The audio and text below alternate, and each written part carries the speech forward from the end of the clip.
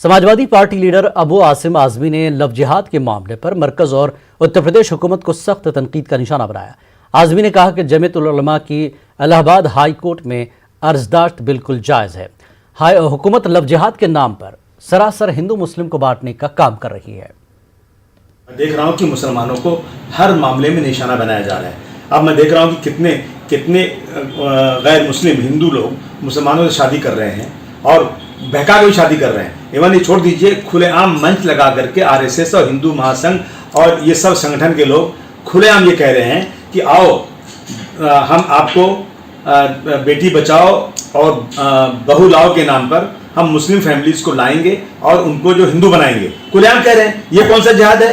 18 साल की उम्र के बाद कोई भी व्यक्ति, कोई भी लड़की, कोई भी लड़का जिनके माँ बाप उनको पाल के बड़ा करते हैं उनकी मर्जी के बगैर शादी कर सकता है, और ये सब लव जिहाद का नाम दिया जा रहा है। जिसमें कानून पहले से है, अगर कोई आदमी बेवकूफ़ बनाकर अपना धर्म छुपाकर शादी कर रहा है तो आईपीसी के अंदर कानून है, उसको सजा मिलना चाहिए, सजा दी जा सकती है। लेकिन कुछ नहीं, इन्हें मालूम है कि ये संविधान के खिलाफ बात है, परंतु एक शोषा छोड़ देना ताकि हिंदू और मुसलमानों का टकराव हो और ऐसा लगे कि हिंदुओं के सेफ्टी में, हिंदुओं के सिक्योरिटी में ये बात की जा रही है तो इनको वोट बैंक बढ़ जाए। सिर्फ यह मतलब और कोई मतलब नहीं। मुझे पूरी उम्मीद है कि हाई कोर्ट से जरूर रिलीफ मिलेगी।